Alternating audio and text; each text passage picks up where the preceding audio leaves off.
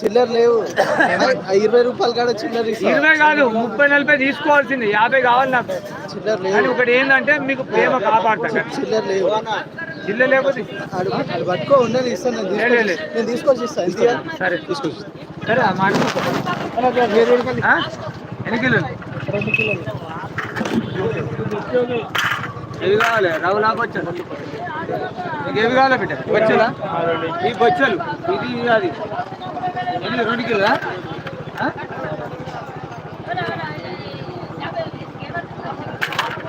సరే 2 కిలో గట్టుంది కేవన్నా కావాలి.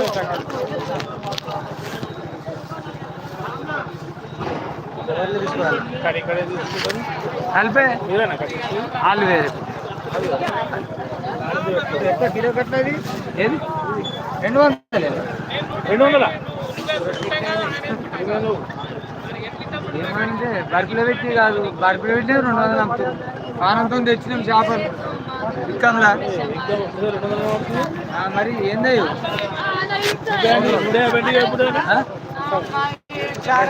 ఒక 2 నెలలు ఆగన్నా 150 అవుతాయి. ఒక 2 నెలలు ఆగు 150 అవుతాయి. అదే కవర్లో పైసలు ఇస్తున్నా 100 కూడా రావటం ఉన్నాడు. ఏం సర్వే అయితే ప్రాణం ఉన్నాయి. అందగాడి అన్నీ అంతే. ఏమో తెలియదు నాకు. నీ అన్నం మాకేమి చేపలకు పానముల చేపలు తెలివా? కొరమటలు మంచి లేవే పెద్దది కదా, అన్ని మురిగిపోయినాయి. మంచి లేవు.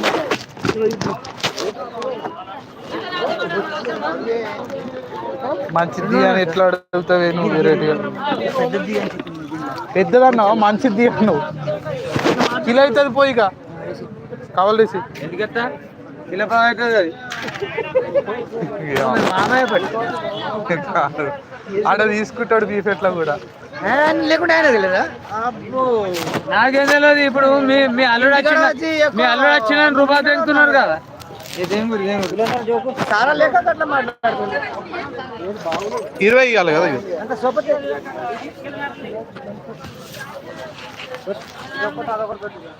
ఏది బిడ్డ తిన్నారా?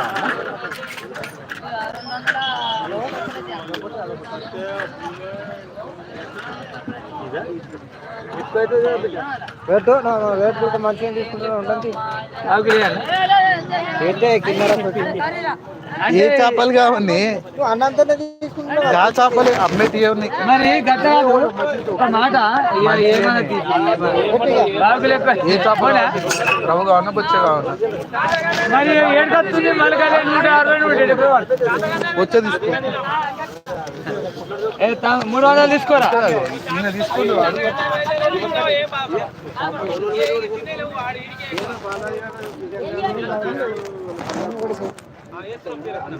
ఇంకొక 20 చాయ్ కాఫీ మనిషి తాపిస్తు ఒక 5-10 చాయ్ అడుగుతున్నా కదా. ఏం అడుగుతారు కదా. కవర్లు లేవు. అరే కవర్లు ఎట్లా? కవర్లు తేవాలి బిడ్డ. అప్పటి నుంచి ఉండు మా డాడీ. అట్లా ఆయన పైసలు బరాబరి పెట్టాడు. ఆయన ఎట్లా అంటే ఎట్టిస్తుండు ఏం కదా అని పరీక్షిస్తుండొచ్చు. ఇంకెళ్ళలే కిలో రవి అన్న వచ్చి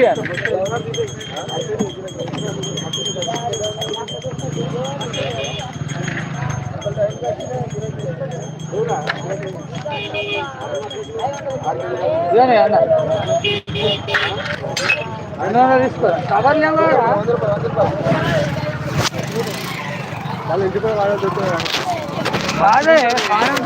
తీసుకుంటా. ఆయన మా దగ్గర ఎప్పటికీ తింటాడు చేపలు. అడుగు ఆయన చెప్తాడు.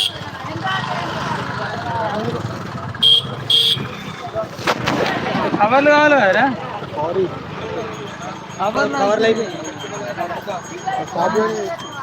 ఏం చేస్తావు? మరి చేపించుకొని వచ్చిన